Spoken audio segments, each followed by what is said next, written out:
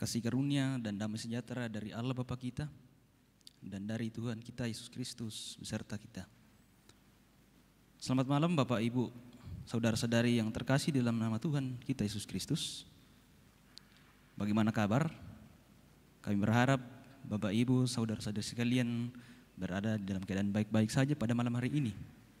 Dan tentu kita mengucap syukur kepada Tuhan Sang Pemilik hidup kita, karena kita percaya bahwa atas kasih setia dan pemeliharaan yang tetap nyata kepada kita semua, sehingga kita dimungkinkan untuk bertemu lagi dalam ruang virtual pada saat ini melalui program Lentera Malam Gereja Raja Jemaat Rantepao edisi Rabu 13 Juli tahun 2022. Pada malam hari ini kita akan merenungkan firman Tuhan yang ada di dalam tema Siapakah aku ini Tuhan? Dan yang akan menjadi pelayan firman bagi kita semua pada malam hari ini yaitu Bapak Pendeta Iye Panggalo, dan sebagai penyanyi Saudara Immanuel Patrick Pebuntu, dan pemusik Saudara Sudarma Felix. Bapak Ibu, saudara-saudari sekalian, jika sekiranya ada kerinduan dalam hati kita untuk didukung nanti di dalam doa syukur dan doa syafaat, silakan menuliskan pokok-pokok doanya di dalam live chat yang ada di layar kita masing-masing. Dan sebelum kita masuk dalam pelayanan firman Tuhan, mari kita dengarkan pujian hari ini, harinya Tuhan.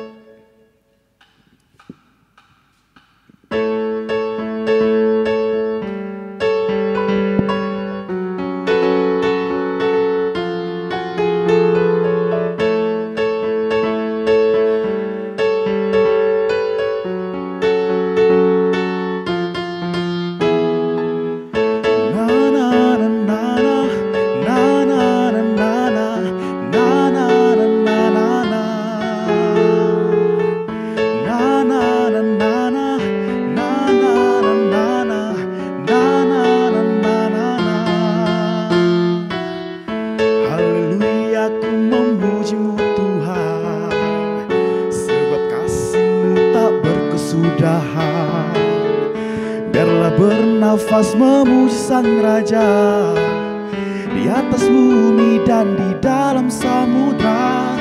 Tanganku ku angkat padamu, mensyukuri rahmat yang Kau beri. Kakiku melompat bagimu, sebab namamu baru setiap hari. Bersyukurlah kepada Tuhan, sebab Ia baik, sebab Ia baik. Bawasannya untuk selamanya, kasih setianya, kasih setianya. Na na na na na na na na na na na na na. Haleluya, ku memujimu Tuhan, sebab kasih-Mu tak berkesudahan. Biarlah bernafas memuji Sang Raja di atas bumi dan di dalam samudra. Tanganku ku angkat padamu, mensyukuri rahmat yang Kau beri. Tanganku melompat bagimu, sebab namamu baru setiap hari. Bersyukurlah kepada Tuhan, sebab Ia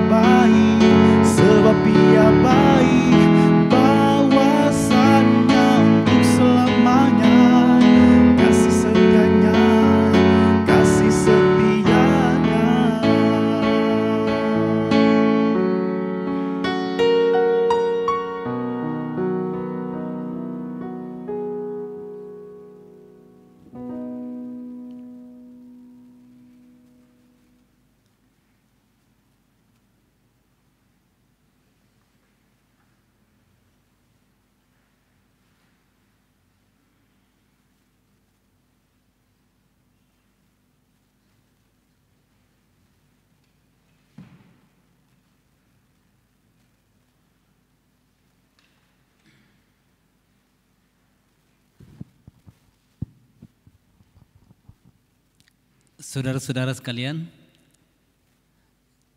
kita bersyukur kepada Tuhan bisa bertemu lagi dalam ibadah bersama, doa bersama malam hari ini.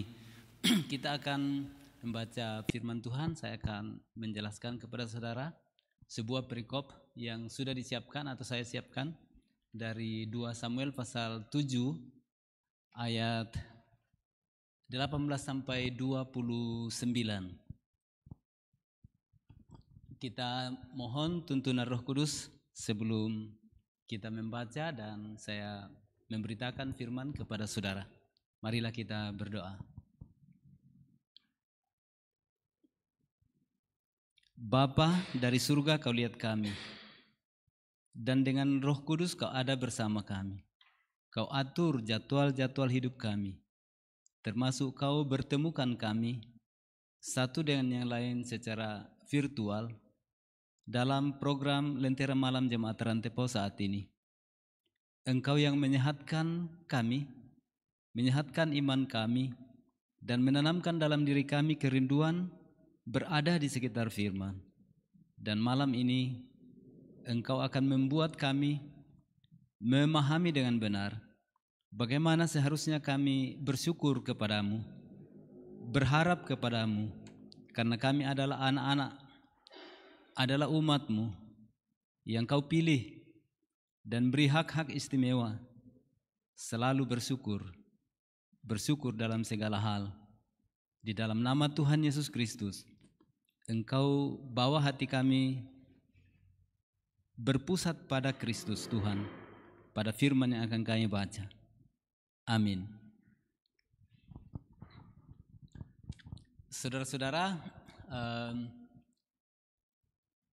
perikop yang saya siapkan pada malam hari ini, tema yang sudah disebarluaskan adalah siapakah aku ini ya Tuhan? Siapakah aku ini ya Tuhan? Itu sebuah pertanyaan yang membuat kita merenung siapakah kita di hadapan Allah. Saya akan membaca, saudara bisa buka Alkitab, baik Alkitab buku maupun Alkitab elektronik, Alkitab Android, digital, dan lain-lain. 2 Samuel pasal 7 ayat 18 sampai ayat 29. Saudara bisa mengikuti bacaan ini dengan penuh perhatian. 2 Samuel pasal 7 ayat 18 sampai 29. Lalu masuklah Raja Daud ke dalam. Kemudian duduklah ia di hadapan Tuhan sambil berkata, siapakah aku ini ya Tuhan Allah? Dan siapakah keluargaku sehingga Engkau membawa aku sampai sedemikian ini? Dan hal ini masih kurang di mata-Mu ya Tuhan Allah. Sebab itu Engkau telah berfirman juga tentang keluarga hamba-Mu ini dalam masa yang masih jauh, dan telah memperlihatkan kepadaku serentetan manusia yang akan datang ya Tuhan Allah. Apakah yang dapat dikatakan Daud kepadamu lebih lagi daripada itu? Bukankah Engkau yang mengenal hamba-Mu ini ya Tuhan Allah? Oleh karena firman-Mu dan menurut hati-Mu, Engkau telah melakukan segala perkara yang besar ini dengan memberitahukannya kepada hamba-Mu ini. Sebab itu Engkau besar ya Tuhan Allah. Sebab tidak ada yang sama seperti Engkau, dan tidak ada Allah selain Engkau, menurut segala yang kami tangkap dengan telinga kami. Dan bangsa manakah di bumi seperti umat-Mu Israel, yang Allahnya pergi membebaskannya menjadi umat-Nya, untuk mendapat nama baginya dengan melakukan perbuatan-perbuatan yang besar dan dahsyat bagi mereka, dan dengan menghalau bangsa-bangsa dan para ilah mereka dari depan umat-Nya? Engkau telah mengokohkan bagimu umat-Mu Israel menjadi umat-Mu untuk selama-lamanya, dan Engkau ya Tuhan menjadi Allah mereka. Dan sekarang ya Tuhan Allah, tepatilah untuk selama-lamanya janji yang Kau ucapkan mengenai hamba-Mu ini, dan mengenai keluarganya, dan lakukanlah seperti yang kau janjikan itu. Maka namamu akan menjadi besar untuk selama-lamanya, sehingga orang berkata, Tuhan semesta alam ialah Allah atas Israel. Maka keluarga hambamu Daud akan tetap kokoh di hadapanmu. Sebab engkau Tuhan semesta alam, Allah Israel, telah menyatakan kepada hambamu ini demikian. Aku akan membangun keturunan bagimu. Itulah sebabnya hambamu ini telah memberanikan diri untuk memanjatkan doa ini kepadamu. Oleh sebab itu ya Tuhan Allah, engkaulah Allah dan segala firman-Mu lah kebenaran. Engkau telah menjanjikan perkara yang baik ini kepada hambamu. Kiranya engkau sekarang berkenan memberkati keluarga hambamu ini, supaya tetap ada di hadapanmu untuk selama-lamanya. Sebab ya Tuhan Allah, engkau sendirilah yang berfirman, dan oleh karena berkat-Mu, keluarga hambamu ini diberkati untuk selama-lamanya. Amin. Saudara-saudara, agak panjang bacaan ini, tapi kalau kita ambil intinya, sebuah pertanyaan, siapakah aku ini ya Tuhan Allah? Biasanya perikop dari Perjanjian Lama tidak cukup kita ingat, karena sering lebih banyak kita membaca, mendengar kisah-kisah dari Perjanjian Baru. Tapi saudara-saudara, pada malam hari ini saya sudah memilih satu perikop untuk saudara-saudara atau untuk kita renungkan bersama, yang tokoh utamanya adalah Raja Daud itu sendiri. Kita tahu dia seorang raja yang boleh dibilang sampai hari ini menjadi raja yang paling penting dalam ingatan orang-orang Israel, orang-orang Yahudi khususnya. Kalau kita ke Israel, kita akan dituntun oleh guide pergi ke kuburan Raja Daud. Dan kita akan melihat di situ betapa pentingnya Daud dalam kehidupan orang-orang Israel, sekarang ini orang-orang Yahudi, dengan mengabadikan lokasi dan tempat makam Raja Daud itu. Artinya Daud begitu penting bagi orang-orang Yahudi. Nah saudara, dia raja. Bahkan boleh dikatakan semua yang kadang-kadang menjadi kebanggaan orang dimiliki oleh Raja Daud. Tapi saudara-saudara, bacaan tadi menjadi agak asing jika kita tidak membaca ayat 1 sampai ayat yang ke-17. Di ayat 1 sampai 17, janji Tuhan mengenai keluarga dan keturunan Daud. Intinya di sana ialah Raja Daud sudah merasa sangat makmur, sangat hebat. Dia sudah punya rumah yang sangat kuat, dibangun dari kayu aras. Dia menyadari kedudukan yang didudukinya ini, posisinya sudah luar biasa. Tapi pada pihak lain, dia masih melihat bahwa tabut perjanjian atau peti perjanjian yang isinya adalah Taurat, khususnya 10 hukum Taurat yang telah menemani bangsa Israel dalam perjalanan dan sampai mereka masuk di padang gurun, di dalam tanah Kanaan.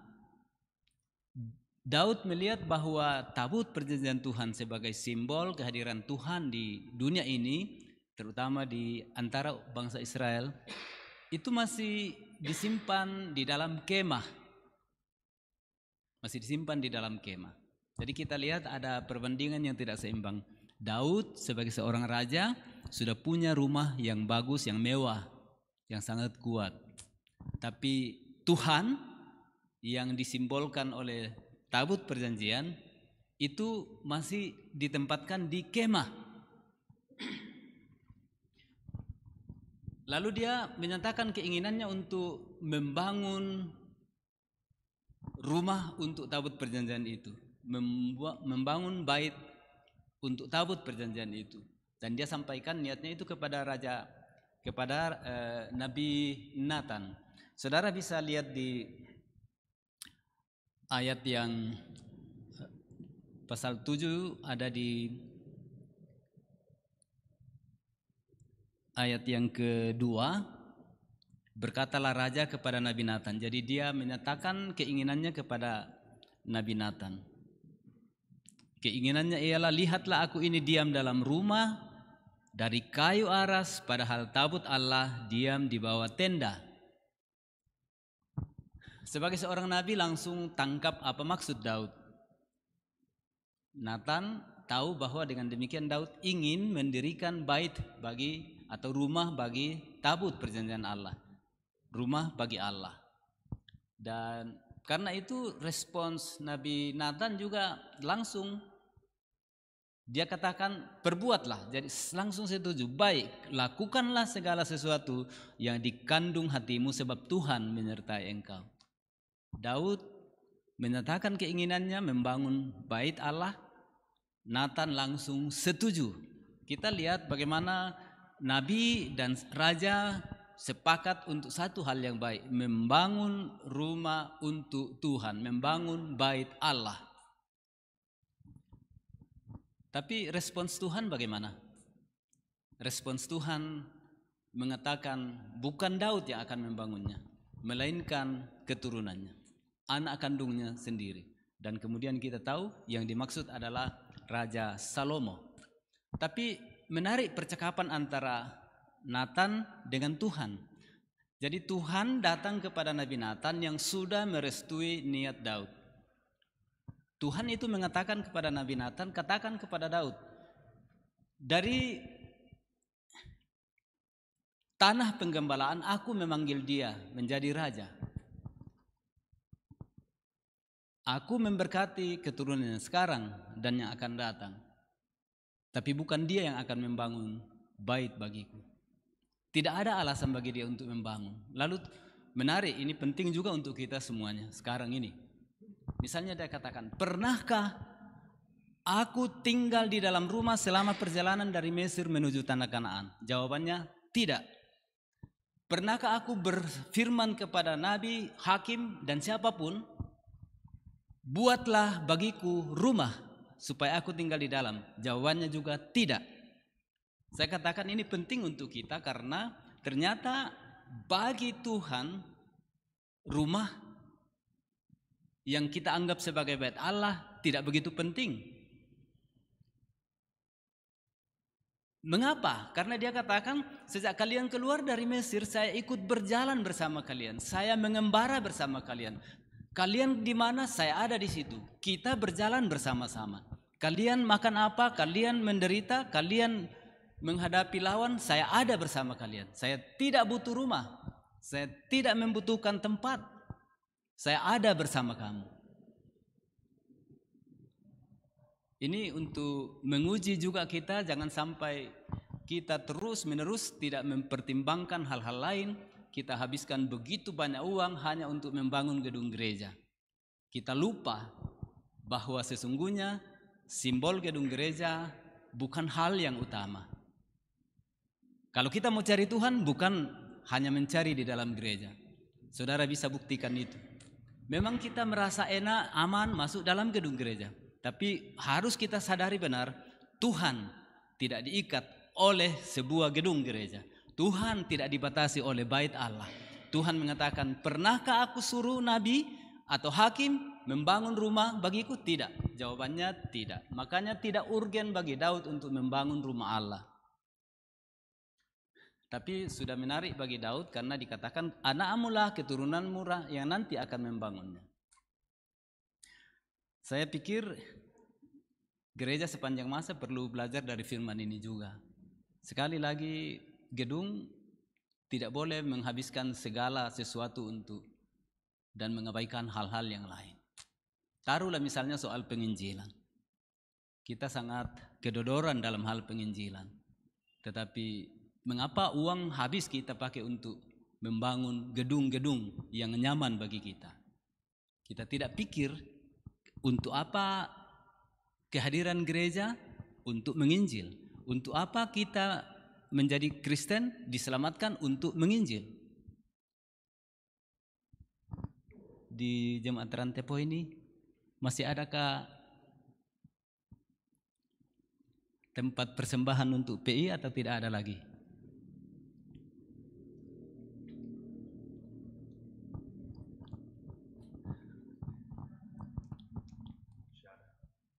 Di mana? Ya, ini simbolis sekali. Saudara-saudara, saya tidak mempermalukan jemaat di mana saya besar, saya diurapi, saya tinggal, saya menjadi anggota jemaat. Tapi simbolis sekali. Dulu masih ditaruh di sini, di tengah ini, peti persembahan untuk perkabaran Injil. Tapi lama-lama sudah ditaruh di luar.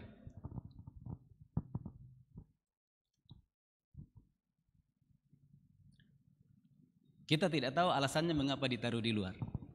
Tapi untuk melihat bahwa gedung Gereja Toraja Jemaat Rantepo ini tertua sekarang, ini tidak membatasi Tuhan hadir di sini kecuali umat jemaat dalam Jemaat Rantepo dan kita semua di jemaat-jemaat kita masing-masing bergerak keluar memberitakan Injil. Karena Tuhan yang menugaskan kita, gereja yang sebenarnya bukan gedungnya, melainkan orangnya. Jadi kita yang sudah diselamatkan, tugas kita sebagai gereja yang benar ialah memberitakan Injil. Oke, itu yang pertama kita pelajari dari firman ini. Ternyata Tuhan tidak menuntut kita harus membangun gedung, kecuali menuntut hidup kita taat kepada Tuhan. Itu sama sekali tidak berarti kita menyesal ada gedung. Tidak, kita bersyukur ada gedung. Kita nyaman di dalam, kita bisa menyembah Tuhan di dalam.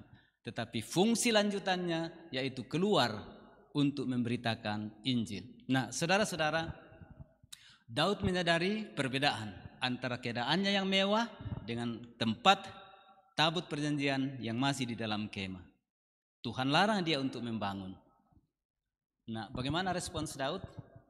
Sesudah dia mendengar Nabi Nathan bicara tentang penolakan Tuhan, dikatakan lalu masuklah raja ke dalam.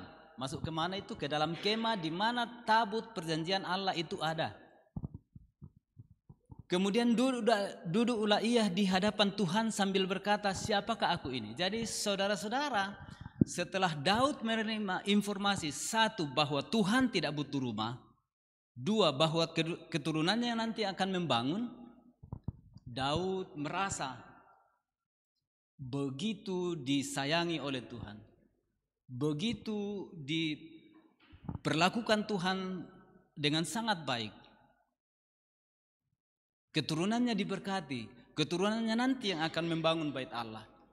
Dia sebagai gembala menjadi raja dan sekarang memimpin rakyat umat Israel. Bagi dia itu sudah luar biasa Tuhan menyayangi dia. Makanya dia mulai doanya itu di hadapan Tuhan, berlutut di depan Tuhan, tabut perjanjian. Doanya, siapakah aku ini ya Tuhan? Ini sebuah pertanyaan yang serius. Betul-betul menyadari diri sebagai kecil tidak ada artinya di hadapan Tuhan. Walaupun sudah sangat diberkati dan dia menduduki kedudukan tertinggi, terbesar, paling hebat, tapi akhirnya di hadapan Tuhan dia mengatakan, siapakah aku ini ya Tuhan? Itu pertanyaan penting. Setiap kali kita berdoa kepada Tuhan, bersyukur kepada Tuhan, kita selalu mulai dengan siapakah aku ini ya Tuhan? Bukan cuma dirinya yang dipertanyakan, dia katakan juga, dan siapakah keluargaku sehingga engkau membawa aku sedemikian ini sampai di sini. Maksudnya saya tidak punya apa-apa, saya gembala, keluargaku keluarga yang kecil saja, tapi kau sudah membuatnya demikian hebat, demikian berpengaruhnya, dan bahkan kau sudah bicara tentang masa depan dari keluargaku ini, masa depan tentang orang-orang yang akan diberkati Tuhan melalui keturunan Raja Daud. Jadi saudara-saudara, itu respons yang pertama. Daud merendahkan diri di hadapan Tuhan, merasa tidak layak untuk menghadap Tuhan, tetapi dia datang kepada Tuhan dalam segala kerendahan. Daud sudah raja, Dia duduk di tahta, keturunannya dijanji akan menjadi keturunan yang daripadanya akan lahir Mesias dan lain-lain. Sudah luar biasa janji Tuhan itu. Jadi Daud mengatakan, semua ini masih kau anggap kecil ya Tuhan. Masih kecil ini bagimu. Kau masih berjanji lagi tentang hal yang lebih besar lagi. Dan hal yang lebih besar lagi ini tentu saja kita mesti mampu melihat di sini bahwa yang lebih besar lagi ialah bahwa dari keturunannya akan lahir Mesias. Dan kemudian kita percaya Mesias itu adalah Tuhan Yesus Kristus sendiri. Itu bahwa Daud sudah raja, masih akan ditambahkan lagi. Itu arti dari pertanyaan Daud. Dan kau masih ini anggap masih kecil. Jadi posisi Daud sudah luar biasa bagi Daud, tetapi Tuhan masih akan memberkati keluarga ini lebih lagi dan lebih lagi. Dan Daud sadar benar bahwa Tuhan mengenal Daud, mengenal dia sangat baik.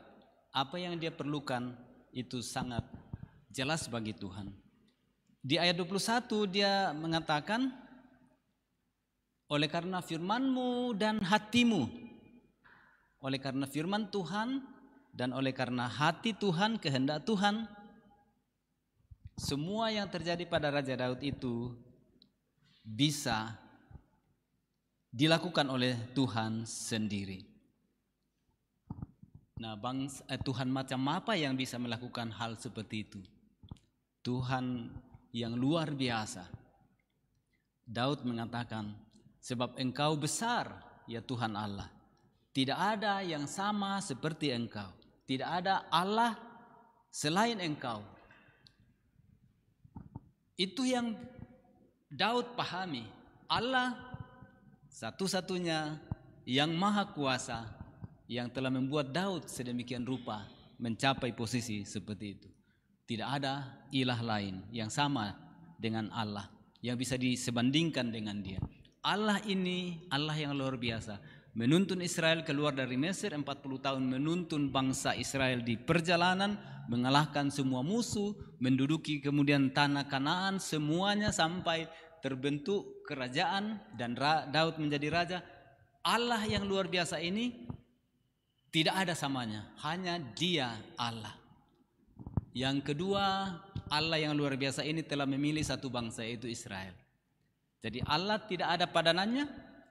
Dan dikatakan Daud juga mengakui bagaimana hebatnya pilihan Allah atas Israel. Bangsa manakah di bumi seperti umatmu Israel? Bangsa mana? Tidak ada. Artinya satu-satunya bangsa yang dipilih Tuhan secara luar biasa hanya Israel. Bangsa mana? Yang Allahnya pergi membebaskannya menjadi umatnya. Nah, ini bicara tentang pergi ke Mesir membebaskan Israel dari perbudakan, keluar dari tanah Mesir dari perbudakan itu, untuk mendapat nama baginya dengan melakukan perbuatan-perbuatan yang besar dan dahsyat bagi mereka, dan menghalau bangsa-bangsa dan para ilah mereka dari depan umatnya. Allah yang luar biasa memilih sebuah umat yang sangat luar biasa pula. Tidak ada yang sama dengan mereka, karena Allah sendiri membebaskan mereka, menuntun mereka, melawan musuh-musuh, dan memberikan tempat yaitu tanah Kanaan itu kepada bangsa yang luar biasa ini. Dan saudara-saudara, ternyata pilihan atas Israel ini bisa kita katakan sebuah pilihan yang tujuannya sangat jelas untuk keselamatan bangsa-bangsa lain.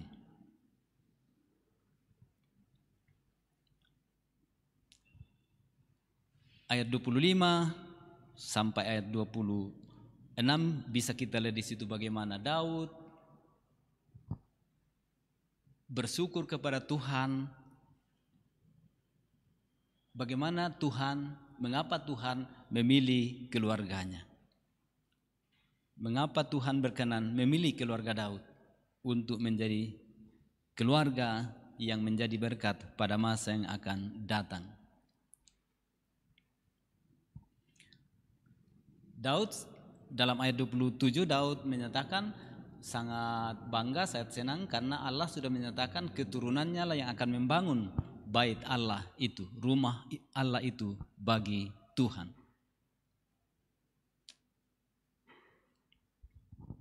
Dan janji Tuhan kepada keturunan Daud membuat Daud begitu antusias, begitu bersemangat untuk bersyukur kepada Tuhan. Saudara-saudara, seluruh perikop yang kita baca ini sesungguhnya adalah ucapan syukur atau doa syukur Daud kepada Allah yang sudah memilih dia, memilih keluarganya, dan bahwa keturunannya akan membangun bait untuk Tuhan pada masa yang akan datang. Daud begitu bersyukur, tapi bersyukur dari pertanyaan, siapakah aku ini? Siapakah keluargaku? Dari kerendahan hati dia bersyukur kepada Tuhan. Dan bagian terakhir ini juga merupakan doa kita semuanya. Ayat 29 Daud berkata, kiranya engkau sekarang berkenan memberkati keluarga hambamu ini. Tentu kita semua secara keluarga bisa terus berdoa seperti Daud. Kiranya engkau sekarang berkenan memberkati keluarga hambamu ini, supaya tetap ada di hadapanmu untuk selama-lamanya. Daud berdoa untuk keluarganya. Kita juga bisa berdoa untuk keluarga kita. Daud masih bicara sebab ya Tuhan Allah, engkau sendirilah yang berfirman, dan oleh karena berkat-Mu keluarga hambamu ini diberkati untuk selama-lamanya. Sebuah penghayatan doa supaya keluarga Daud diberkati, dalam bahasa Toraja tongkonan Daud diberkati, supaya tetap ada untuk selama-lamanya. Kita juga bisa berdoa sekarang, ya Tuhan, berkenanlah kiranya engkau memberkati keluargaku supaya tetap ada di hadapan-Mu. Jadi bukan hanya tetap ada di dunia ini, tetapi tetap ada di hadapan Tuhan. Itu tujuan dari kita semua dalam keluarga. Kita berdoa Tuhan memberkati keluarga kita, supaya apa? Bukan supaya dapat berkat banyak saja, melainkan supaya keluarga kita tetap ada di hadapan Tuhan. Untuk apa? Untuk berdoa, untuk bersyukur, untuk mengaku dosa, untuk mengalami penebusan, untuk mengalami penyelamatan dari Tuhan. Saudara, mari ingat semua keluarga kita, masing-masing tentu saja. Pertama kita berkata, siapakah aku ini dan siapakah keluargaku. Tetapi kedua, kita berkata, Tuhan sekarang berkatilah keluargaku ini, supaya aku tetap ada di hadapan-Mu. Betapa baiknya dan betapa bahagianya, sejahtera sebuah keluarga yang selalu ada dan siap sedia berada di hadapan Tuhan. Saudara bersedia untuk menjadi keluarga yang selalu ada di hadapan Tuhan? Mari kita serahkan keluarga kita kepada Tuhan dan berdoa semua anggota keluarga kita selalu ada di hadapan Tuhan. Amin.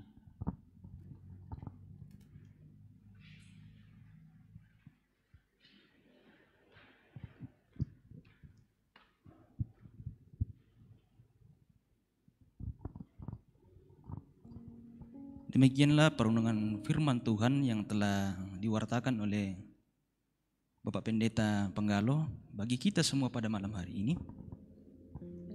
Dan semoga firman yang telah disampaikan kepada kita semua dapat tertanam baik di dalam hati kita, dan juga tentunya dapat merefresh ulang pemahaman kita mengenai gereja, bahwa ternyata di dalam hidup kita ini kita adalah gereja yang dituntut untuk memberitakan Injil dan tetap setia taat kepada Tuhan, dan juga senantiasa bersyukur kepada Tuhan di dalam doa, dan juga tetap mengandalkan Tuhan di dalam kehidupan kita, agar sekiranya kita tidak dapat terpisahkan dari kasih setia dan penyertaan Tuhan di dalam kehidupan kita dan juga keluarga. Bapak, Ibu, saudara-saudari yang sama dikasihi Tuhan, jika sekiranya masih ada di antara kita yang rindu untuk didoakan nanti di dalam doa syafaat, silakan menuliskan pokok-pokok doa kita di dalam kolom live chat. Dan sebelum kita masuk dalam doa syafaat dan doa syukur, mari kita dengarkan pujian waktu Tuhan pasti yang terbaik.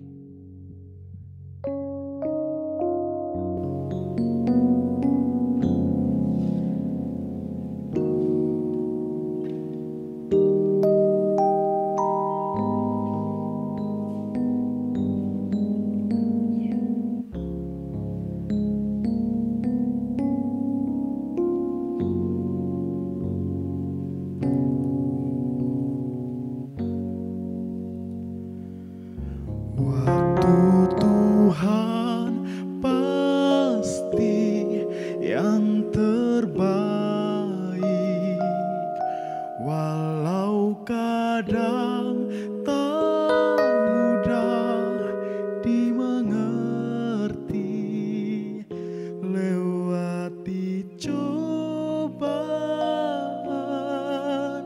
ku tetap percaya waktu Tuhan pasti yang terbaik.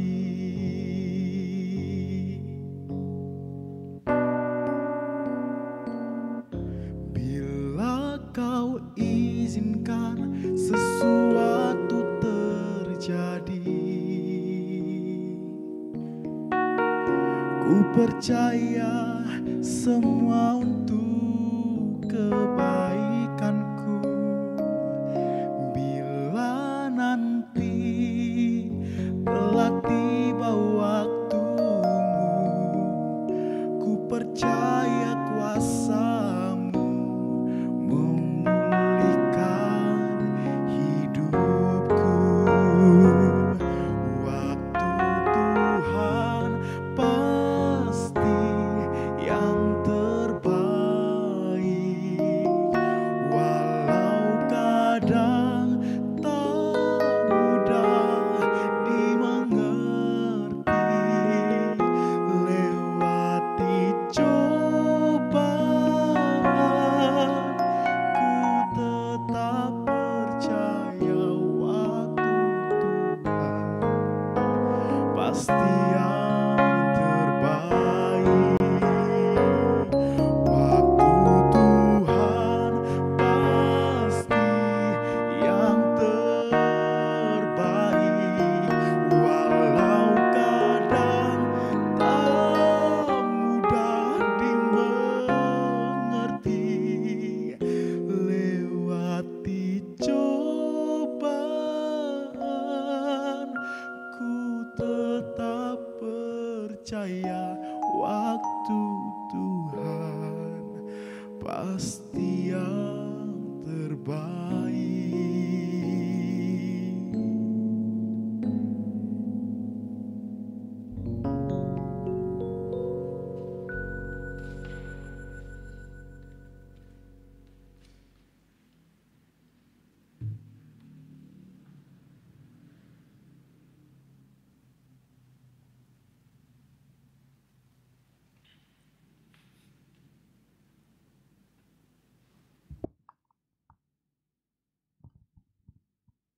Saudara-saudara, kita akan masuk dalam doa syukur untuk firman dan beberapa syafaat yang sudah masuk di live chat.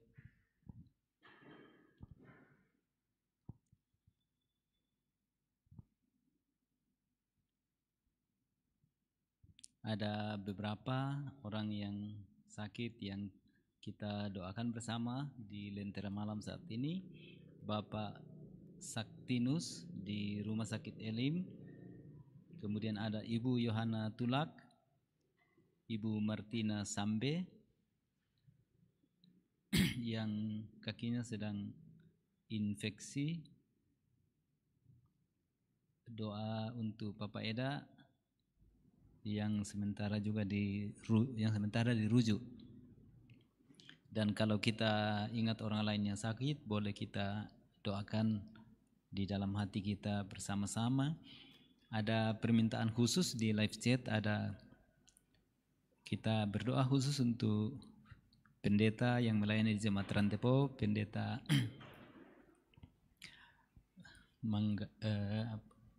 Tabita dan pendeta David. Berdoa untuk majelis, tenaga magang, pengerja di gereja, kemudian lentera malam, dan tentu saja saudara jangan lupa berdoa untuk keluarga masing-masing. Mari kita masuk dalam doa. Kita berdoa. Bapa, punyamulah waktu, punyamulah tempat. Kami sungguh bersyukur Kau ingatkan kami lagi bagaimana seharusnya kami bersyukur kepadamu, yaitu dari kerendahan hati, sambil mengangkat kebesaran-Mu, mengakui Engkau sebagai Allah satu-satunya, yang kepadamu kami bergantung dan mengharapkan segala sesuatu. Kami ingin mencontoh Raja Daud. Dia punya segala-galanya, tapi dia sangat merendahkan diri di hadapan-Mu, merendahkan diri keluarga, dan mengandalkan Tuhan, sambil memohon Tuhan memberkati keluarganya. Kami ingin juga berdoa dan memohon, Tuhan, sekarang berkatilah keluarga kami, supaya keluarga kami tetap ada di hadapan Tuhan, penuh iman, penuh penyerahan diri, dan Tuhan memberkati. Bapa, keluarga kami, keluarga yang Tuhan karuniakan, Engkau buat keluarga kami terus hidup di hadapan-Mu, dan Engkau memberkati kami semua. Bersama seluruh peserta dari Lentera Malam hari ini, kami serahkan tubuh, jiwa, raga kami kepadamu, semua yang kami miliki dan keluarga kami, usaha-usaha kami, pergumulan-pergumulan kami. Tuhan tahu, kami siap dituntun oleh Tuhan setiap saat, dan Tuhan memberkati berbagai upaya yang kami lakukan membangun keluarga kami. Berkati kami juga menjadi anggota jemaat yang penuh tanggung jawab di dalam kekristenan, terutama terlibat di dalam perkabaran Injil. Bapa, dengarlah doa kami untuk beberapa orang yang sakit. Satu persatu Engkau tahu tempatnya, Kau lihat dan Kau tahu penderitaan mereka. Satu doa kami, kuatkan iman mereka dan nyatakan penyembuhan atas diri mereka. Berkati semua keluarga yang merawat, semua petugas di rumah sakit yang merawat mereka. Akhir dari semuanya ialah Tuhan menyembuhkan mereka. Bapa, kami berdoa juga untuk semua bentuk pelayanan di jemaat Rantepo di sini, dengan memberkati pendeta-pendeta, penatua semua, diaken semua, dengan keluarga, pengurus OIG, anak-anak muda yang bergerak pada pelayanan melalui Lentera Malam. Engkau buat pelayanan dari sini terus menjadi berkat kepada semakin banyak orang, dan Engkau juga memberkati semua pelayan-Mu di dalam Gereja Toraja, bahkan semua pelayan-Mu yang tersebar di semua gereja di seluruh dunia. Kami ingin menjadi bagian dari gereja yang bermisi memberitakan Injil melalui kehidupan. Bapa, ingatlah pemerintah kami. Ingatlah berbagai program pemerintah untuk kemajuan bangsa ini. Buatlah bangsa ini tegak berdiri di dalam takut akan Tuhan. Dan halangilah semua orang yang ingin mengganti dasar negara ini. Buatlah pemerintah mampu menegakkan hukum di sini untuk kepentingan seluruh rakyat Indonesia. Kami sudah ada di tengah malam. Engkau tidak pernah kemalaman. Engkau tetap terang di tengah kegelapan. Karena Engkau adalah Allah yang akan terus-menerus menerangi kami. Hidup kami, keluarga kami, tubuh, jiwa, raga kami. Kau terangi dengan kuasa dan kasih. Kami siap berenang di dalam kasih, berenang di dalam kuasa-Mu, menikmati kehadiran-Mu di kehidupan kami. Dalam nama Tuhan Yesus Kristus, dengarlah doa kami pada malam hari ini. Amin.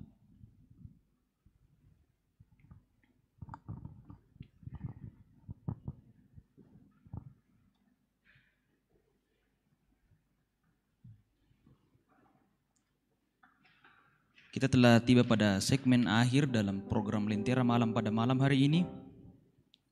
Dan kita mengucap syukur kepada Tuhan Allah atas kesehatan dan juga kekuatan yang tetap nyata di dalam kehidupan Bapak Pendeta Panggalo yang telah mewartakan firman bagi kita semua pada malam hari ini.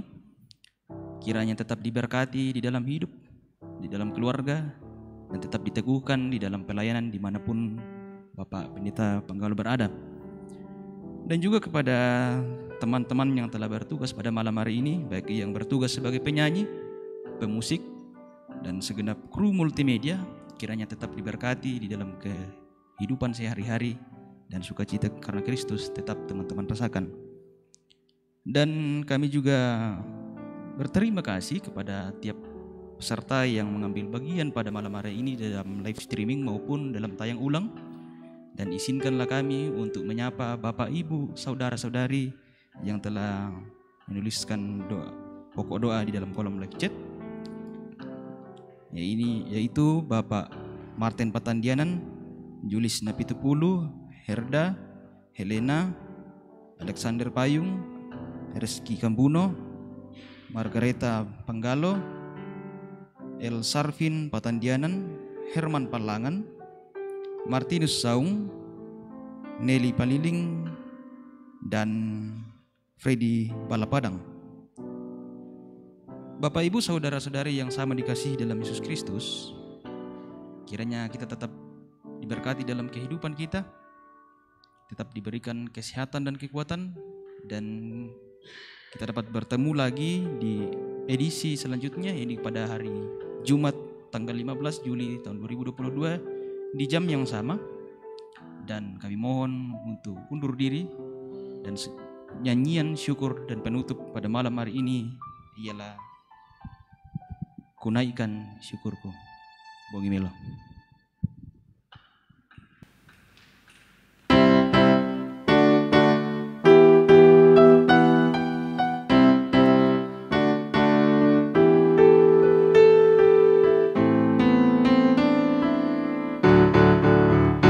Kasih yang begitu besar, lebih kuat dari dosa.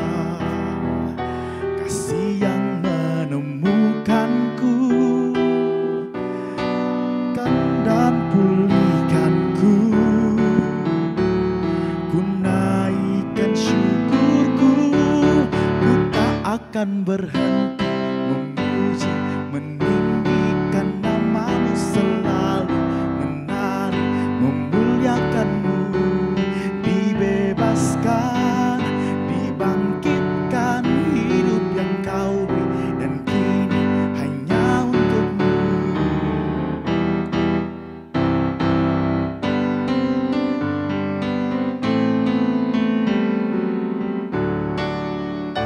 Kasih yang begitu besar, lebih kuat dari dosa.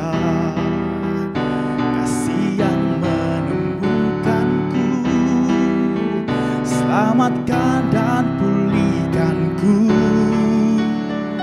Ku naikkan syukurku, ku tak akan berhenti memuji, meninggikan namamu, selalu menari, memuliakanmu. Dibebaskan, dibangkitkan, hidup yang kau beri, dan kini hanya untukmu.